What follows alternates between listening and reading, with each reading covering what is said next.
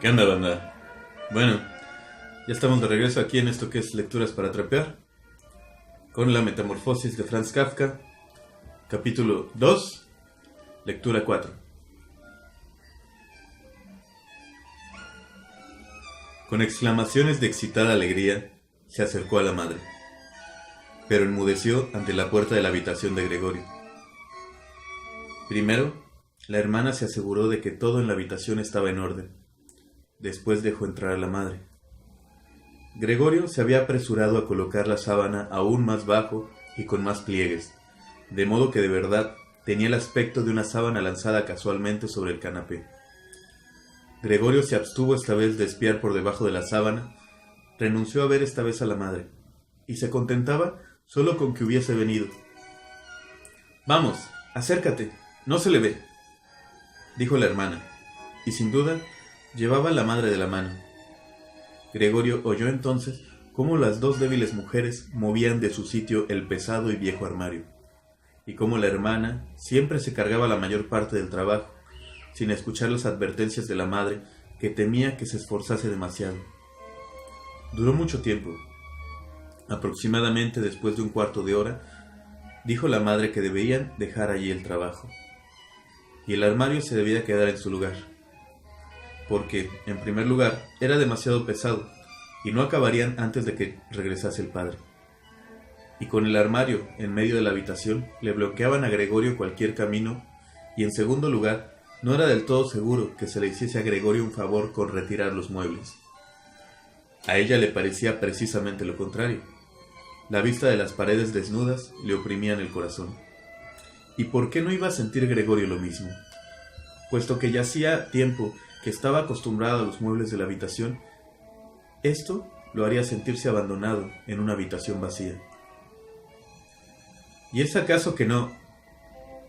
Finalizó la madre en voz baja, aunque ella hablaba siempre casi susurrando, como si quisiera evitar que Gregorio, cuyo escondite exacto ella ignoraba, escuchase siquiera el sonido de su voz, porque ella estaba convencida de que él no entendía las palabras.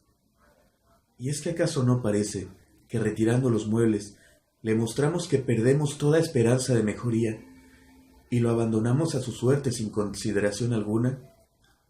Yo creo que lo mejor sería que intentásemos conservar la habitación en el mismo estado en que se encontraba antes, para que Gregorio, cuando regrese de nuevo con nosotros, encuentre todo tal y como estaba, y pueda olvidar más fácilmente este paréntesis del tiempo. Al escuchar estas palabras de la madre, Gregorio reconoció que la falta de toda conversación inmediata con un ser humano, junto a la monótona vida en el seno de la familia, tenía que haber confundido sus facultades mentales a lo largo de estos 2 meses, porque de otro modo no podía explicarse que hubiese podido desear seriamente que se vaciase su habitación. Deseaba realmente permitir que transformarse en la cálida habitación amueblada, confortable, con muebles heredados de su familia, en una cueva en la que efectivamente podría arrastrarse en todas direcciones, sin obstáculo alguno, teniendo sin embargo como contrapartida que olvidase al mismo tiempo, rápidamente y por completo, su pasado humano. Ya se encontraba a punto de olvidar, y solamente le había animado la voz de su madre, que no había oído desde hacía tiempo. Nada debía retirarse, todo debía quedar como estaba. No podía prescindir en su estado de la bienhechora influencia de los muebles, y si los muebles le impedían arrastrarse sin sentido de un lado para otro, no se trataba de un perjuicio, sino de una gran ventaja. Pero la hermana era lamentablemente de otra opinión. No sin cierto derecho, se había acostumbrado a aparecer frente a los padres como experta al discutir sobre asuntos concernientes a Gregorio, y de esta forma el consejo de la madre era para la hermana motivo suficiente para retirar no solo el armario y el escritorio, como había pensado en un principio, sino todos los muebles, a excepción del imprescindible canapé. Naturalmente, no solo se trataba de una terquedad pueril y de la confianza en sí misma, que en los últimos tiempos, de forma tan inesperada y difícil, había conseguido. Lo que la impulsaba a esta exigencia, ella había observado efectivamente que Gregorio necesitaba mucho sitio para arrastrarse, y que en cambio no utilizaba en absoluto los muebles. al menos por lo que se veía, pero quizá jugaba también un papel importante en el carácter exaltado de una chica de su edad, que busca su satisfacción en cada oportunidad, y por el que Gret ahora se dejaba tentar con la intención de hacer más que ahora, porque en una habitación en la que Gregorio era dueño y señor de las paredes vacías, no se atrevía a entrar ninguna otra persona más que Gret. Así pues, no se dejó disuadir de sus propósitos por la madre, que también de pura inquietud parecía sentirse insegura en esa habitación. Pronto enmudeció y ayudó a la hermana con todas sus fuerzas a sacar el armario. Bueno, en caso de necesidad, Gregorio podía prescindir del armario, pero el escritorio tenía que quedarse, y apenas habían abandonado las mujeres la habitación con el armario, en el cual se apoyaban gimiendo, cuando Gregorio sacó la cabeza del debajo del canapé para ver cómo podía tomar cartas en el asunto lo más prudente y discretamente posible. Pero por desgracia, fue precisamente la madre quien regresó primero, mientras que Gret, en la habitación continua, sujetaba el armario rodeándolo con los brazos y lo empujaba sola de acá para allá, naturalmente sin moverlo un ápice de su sitio. Pero la madre no estaba acostumbrada a ver a Gregorio.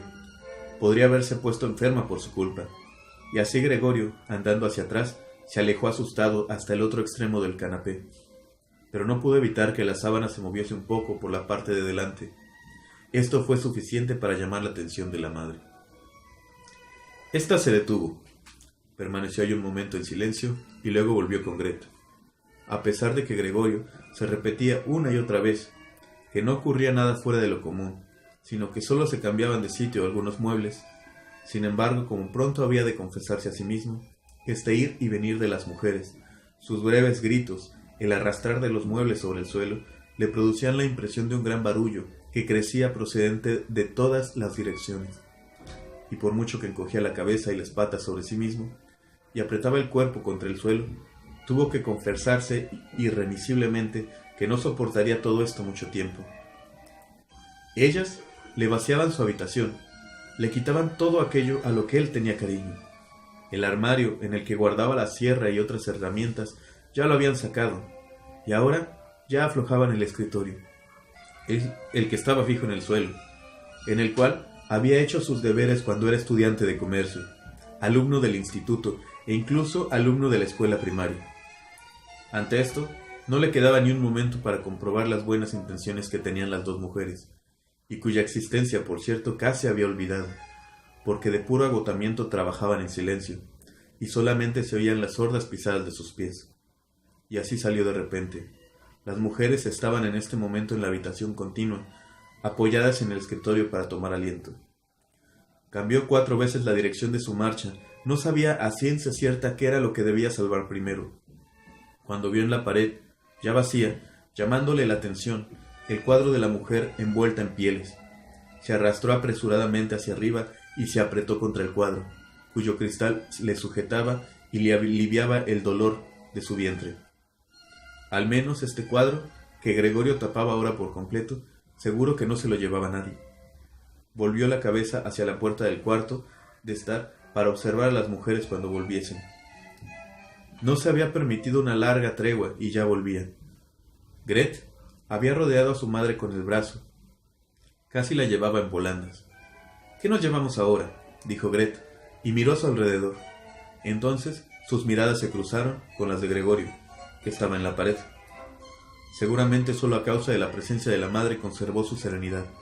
Inclinó su rostro hacia la madre para impedir que ella mirase a su alrededor, y dijo temblando y aturdida: «Ven, ¿nos volvemos un momento al cuarto de estar?».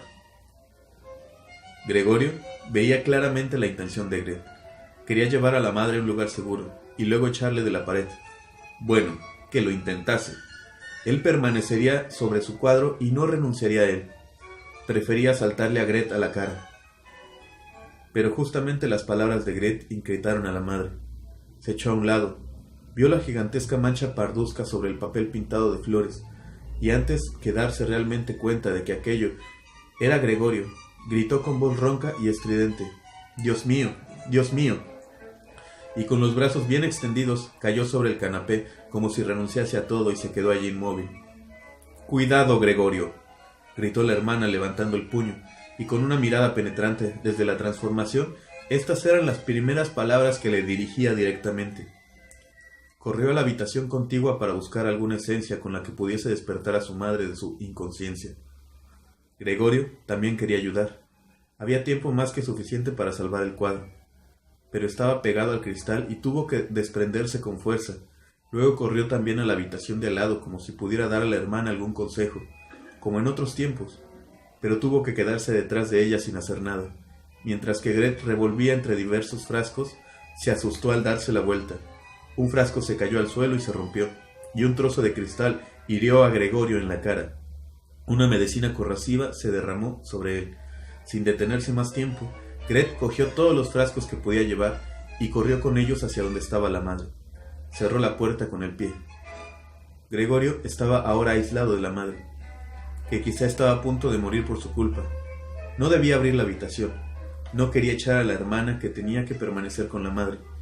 Ahora no tenía otra cosa que hacer que esperar, y afligido por los remordimientos y la preocupación, comenzó a arrastrarse.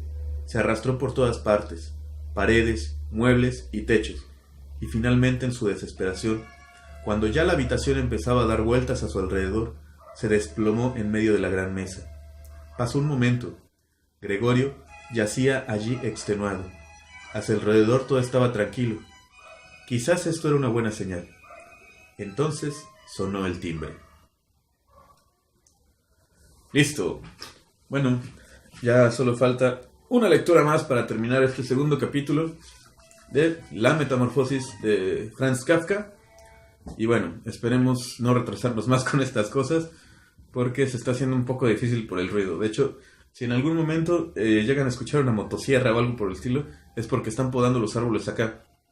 Este barrio de España, de Sevilla principalmente, llamado La Macarena, es puta escandaloso. Entonces, por eso se han tenido dificultades. Entre eso y el internet, la verdad no ayuda mucho. Pero bueno, aquí estamos. Entonces, con esto le dejamos por ahora. Y nos vemos en la siguiente. ¡Chao!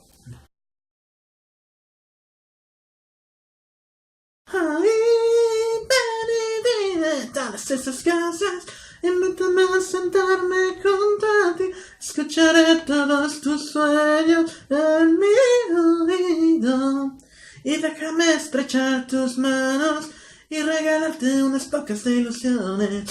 Ay, ven y cuéntame una historia que me haga sentir bien. Yo te escucharé con todo el silencio del planeta y miraré tus ojos como si fueran los últimos de este país.